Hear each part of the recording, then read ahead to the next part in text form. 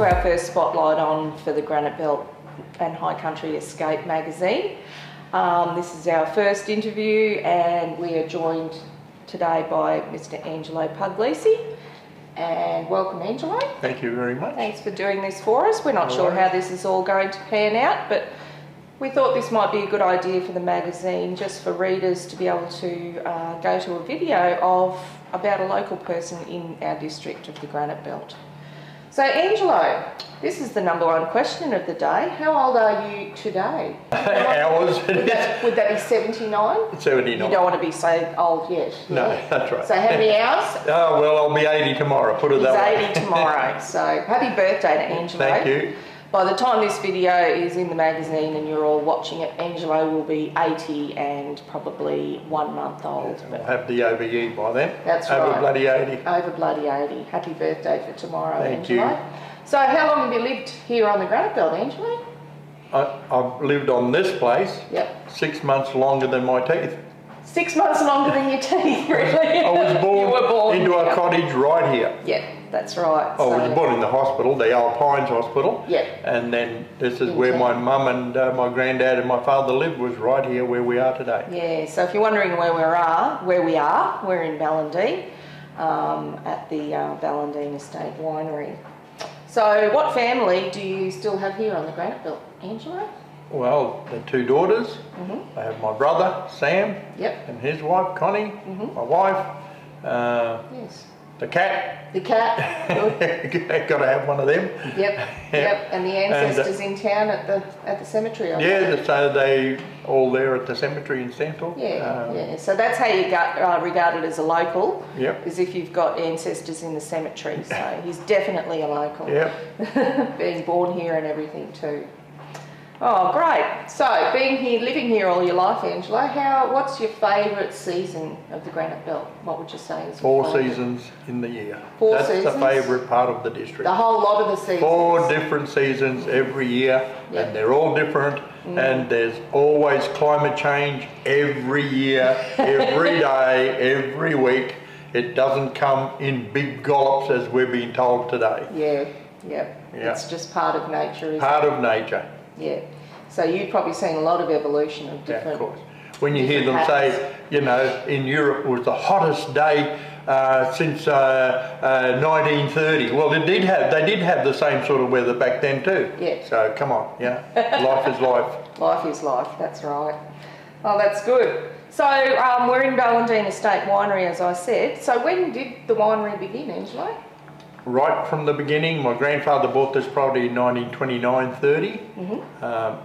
During that time, he came down from North Queensland to work as they did in the fruit season, as those people who are in the sugarcane industry. And my mum was 15 years old when she came here to Stanthorpe. Wow. She was born in 1915 on Anzac Day, the actual day. There you go. In Italy or in Australia? In Italy. My granddad had arrived here in 1911, went back in 1914 to pick up his wife and 2 daughters. While he was on the ship, the First World War broke out, so when he got back to Italy, he had to do whatever he had to do, and he came back in 1920 with a couple of mates, got a 50-acre block of scrub near Innisfail, and with winches and dynamite and horses, no tractors. In those days, they scrubbed and pushed and shoved all that they had to do to get the ground ready for sugarcane. And then the daughters came out. My mum came out in 1927 as a 12-year-old, actually went to school for a couple of years up there, up north. So she spoke English pretty well. And then in 1929, he left the other 2 daughters who had got married and left them in the sugarcane, came down here looking for seasonal work. Worked next door with a couple of old Sicilians there, the old Mazzamigi brothers. Oh, the Mazzamigis, and Dick DeLuca's uncles. And as the season finished, this block of land was available, they bought it, and that was it. Wow. And my mum always told the story how they bought this block of land and they had a 10-shilling note left over when they'd finished paying expenses, put it in a jam jar, never used it for 18 months, just lived on rabbits and all the veggies they could grow. Wow. Never bought meat, never bought anything, just bought bread. That's living on the bread line. Living on the bread line. Yeah. And there was millions of rabbits, of course, in those days. Yeah, absolutely. And from that on, of course it was a depression, and there wasn't any work anywhere else, so but they had this block of land, and because they had the land they did fairly well, and by 1939 they bought a tractor. Wow. A Howard rotary hoe tractor, one of the first ones in the district. Before That's that, right. was it? Yeah. And anyhow, with that tractor they did fairly well. When the Second World War broke out, the army came along, wanted to confiscate the tractor because they wanted to lock the men up, because the men were of Italian and Italy was the enemy. Yes. So they wanted to lock the men up, and my mum was strong enough to be able to convince the army that we could grow food for the war cause. They wanted to confiscate the tractor to grow food for the war cause, and my mum said, well, we know how to grow food, you know how to shoot a gun, you protect us, we'll feed you. And they didn't know what to say. They came back a couple of days later and said, right, you've got 6 months to prove that you can do what you're saying you're doing. Yep. And then after that, if you can't perform the way we want you to, you get deported and you lose everything. And my mum, I always quote Joe B. Peterson, I said, my mum would have said, don't you worry about that. And anyhow, so the rest is history. We're still here.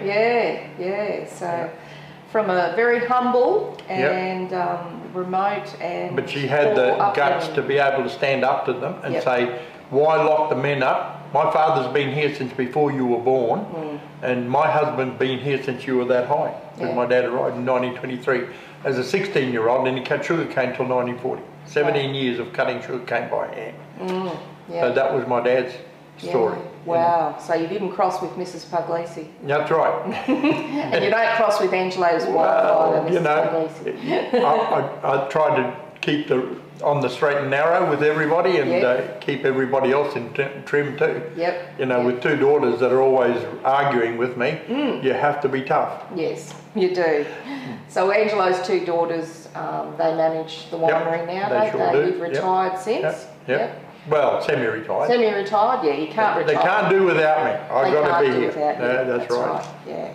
Okay, so Robin and Leanne, they're Angelo's daughters, and they manage the winery under Angelo's supervision still, of course. No, well, I'll get told what to do plenty of times.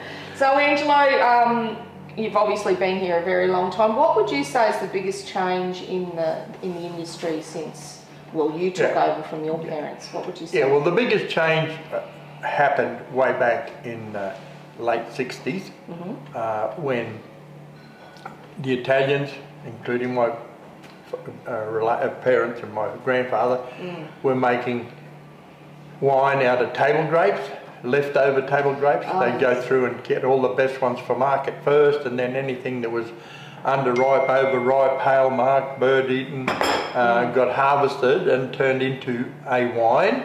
A lot of people complained and said, or not complained, but they still say, oh, I remember those days, this wine was pretty rough, it could tear the paint off the bonnet of a car, blah, blah, blah.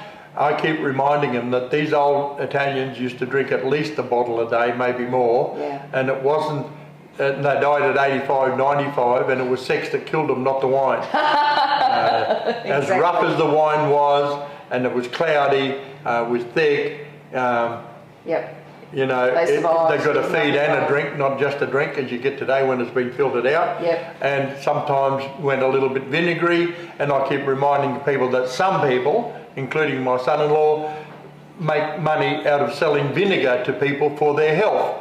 So people drink vinegar for health, and if those fellas drank wine that was a little bit vinegary, it didn't hurt them. It was healthy. That was the old thing, right? And some people think, oh yes, that's you know, that was stupid. No, it wasn't stupid. They lived on that. Then things had to change, and they changed, and they've been getting better and better and better. And I still get people saying, oh, haven't you guys improved in the last 20 years? Mate, if we didn't improve, where were we? Where would we be? And haven't the other areas like the Barossa and the Hunter improved also? Of course they've improved. We've all improved. Improved, making the wine better and better and better. Okay? You'd hope you'd improve after all this time. To the point where we get people worried about organic wines, they worry about chemicals, they worry about what the farmers are doing to them, you know, using chemicals and sprays. Well, my answer to that, I get that question asked all the time, do you use chemicals? And I say, yes, we do. My answer is, have you ever seen anybody come from the cemetery to buy wine or to buy anything? Why would I want to kill you? You're no good to me dead. Yeah. You're not going to come back and buy product if I kill you. So why should I use chemicals that are going to kill you or hurt you when I need you as a client? Yeah. Okay? Yeah. So please use common sense. We try our best to use what we can. We are 99% organic. Yes. We can't claim to be organic because of some of the things that happened in the past, but we are 99% organic. The materials we use are organic materials. So why would you ask the question, do you use chemicals? Yes. Why would I want to kill you? You're no good to me dead. You know? Yeah. So that's my answer all the time. Yep, that's fair enough, yes. So Mother Nature just needs a little bit of helping hand. A little helping hand, of course, you know. She gets in the way and just interferes a little bit. That's right. Yeah. Anyhow, that's the way life is at the moment, that everything changes all the time, I understand that, and we have to change with it. So we've gone from rough red, rough white, cloudy, thick, vinegary, semi-good to better, and extremely well done. So we take all the steps. Yeah. Very good, Angelo. Well, there you go. That's the biggest change that he's seen in the industry since he took over. So, living here all your life, Angelo, you obviously can spend all of your time at the winery and working, although you've probably spent a lot of time doing that. But when you've got nothing to do and now that you've got a bit more time being semi-retired, where do you like to go, or what's your favourite place on the Granite Belt? Well, for a number of years we loved travelling overseas. So we did about 6 or 7 trips to different countries, 4 trips to Europe with a group of locals. 25, 30 locals used to come with me. We'd go on bus trips around Europe. Now that I'd love to do a trip into the Kimberleys and up that way again. I've been once. But the way I am with a walking stick, and it's a little bit hard getting in and out of buses, but I'd still love to do it. We did a boat trip up in the Northern Territory, which was fantastic. 10 days, 10 couples, magic, and we did a lot of great stuff. I'll probably have a go at that again someday. Not in the far distant future, I hope. But at the moment, we love going to Mooloolaba and Caloundra and the coast and spending some time up there. I love my seafood, so I love going up there. Good, it's a bit hard to get seafood in the bush. You know, I still love what I'm doing. I still got a lot of interest in the farm and in the property and the vineyard. I get people asking me, how come your vines look so fantastic? They look great during the growing season compared to some of the other vineyards, and I always tell them, well, I sleep with my grapevines and they're happy. That's right. Take from that what they want. So his favourite spot, I'd say, in the Granite Belt would be in amongst the vines. Talking to them and tending to them. Looking after them, making sure they're doing the right thing. Good. So fun is always even right where you live. Really. And believing in what you're doing and loving what you're doing is most important thing. Good. So Angelo, with what you know now over the 79 years and 364 days that you've been here, what would you tell your younger self now that you're old and wise? What would you say to your younger self by way of advice? Well, try and find easier ways of doing things if you can. But because we didn't have any money, things weren't that easy. And you know, we struggled for a long time. 1986, 87, 2 years in a row, 21st of October on the day, -5 degree frost, wiped out the entire crop. Wow. 100% wipeout. Really? Because the frosts usually only go a little bit into September usually, don't they? And they're only light. That can happen. Frost has happened every month of the year in this district. It's also happened January, February. But that's unusual. Yes. Like in 1948, 4th of November, Frost then? big frost that wiped out half the crop. Wow. So, you know, that can happen any time. After that, you can get hail any day for months on end. Yes. Then there's drought, there's floods. Yes. Not so much floods. If we get flooded here, the rest of Australia's in trouble. Well, yes, we've got ocean views. That's right. The rest of Australia's gone. But we're fine. You know, the drought 3 years ago, 19, 20, whenever it was, we lost 12,000 vines. Totally wiped out. 12,000 vines had to be pulled out of the ground dead. So out of how many in total? Well, out of 120,000. So, you know, that's a fair percentage, isn't it? Yeah, it was a good percentage. But we're still here. Yeah. You know, and just got to keep on keeping on. Keep on keeping on. And people nowadays whinging about the interest rate at 3 and 4%. For 20 years we paid 17, 18% in the 70s and 80s and 22% on overdraft. Yeah. So stop whinging. Stop whinging, yeah. Stop whinging. That was tough times, wasn't it, really? You know, we had just as many problems. We had kids at university, we had debts up over our ears, and trying to build a winery, trying to buy tanks, trying to buy equipment, which doesn't come for nothing. No. And so we're just as bad as the people nowadays. So who told them to build a house that's $2 million or $1 million or $750,000? Build one for 400,000 and be happy with what you get. Be happy with 1 or 2 bedrooms, not 4 bedrooms, 5 television sets, and so on and so on, etc., etc. You know. So the house that's beside the winery here, you lived in that for all your time here, didn't you, really? I lived for 5 years here in the cottage that my grandfather had, right near where we're sitting now, and then that house was built in 1948 and we moved in 1948. Yep, and being there My brother Sam was baptised in that house. There you go.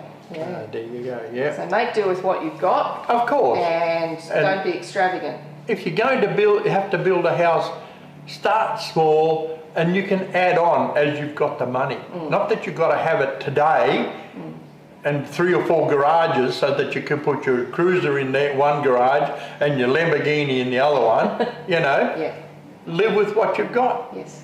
So stay within your means. Stay within your means. And we've had to do that plenty of times. That's right. Yeah. You know, when we got frosted out 86, 87, for about 7 or 8 years, we didn't eat very good meat. We just got the cheapest cuts we could get. Yes. Driving around a 14-year-old Kingswood while everybody else had new cars. That's right. Yes, and those Kingswoods are worth a fair bit. And we had 5 people employed at the time. We never sacked any of them. They all stayed on. Yeah. We kept them on, and they all had their own new cars at the end of it all. But I was still in a dirty old Kingswood. Yeah. And never mind. People probably bought your Kingswood and they're doing it up now and going to sell it. You betcha. They can make a fortune. Yeah, tell us about it. Oh, well, thank you very much for talking to us today, Angelo. We pleasure. really appreciate it. Yeah, it's great to talk to someone with so much knowledge of the local area and been here all his life, so he can tell any story. Angelo was just telling me the story before he started the interview of his family and how they'd all get together with friends. And there'd be chooks out the back. And your relations were involved in it too. Your family was involved with us. And they'd all, whoever's place held the lunch, they'd kill 4 or 5 chooks in the morning. That's right. Pluck them, skin turn them into pasta. Turn them into pasta, and there'd be a big feast at night time, and lots of wine, of course, cloudy wine. Doesn't chunky matter. wine. Healthy wine. Healthy wine, and you all had fun. So, and one of the sweets they used to make was cannoli. And cannoli, that's right. What was the trick with the cannoli? Cannoli is the long pastry, sort of similar to this pastry. And they fill it with cream. And it's a dessert delicacy. And what did they do? Well, there was always one trick cannoli in every plate that they made. And inside, in the middle of it, they'd put flour or rice. And as soon as you bit into it, you got it all over your clothes. And so it made everybody have a good laugh. So they put cream on the end so it looked like true like a normal one, that's right. And you couldn't tell until you bit into it that it was the trick one.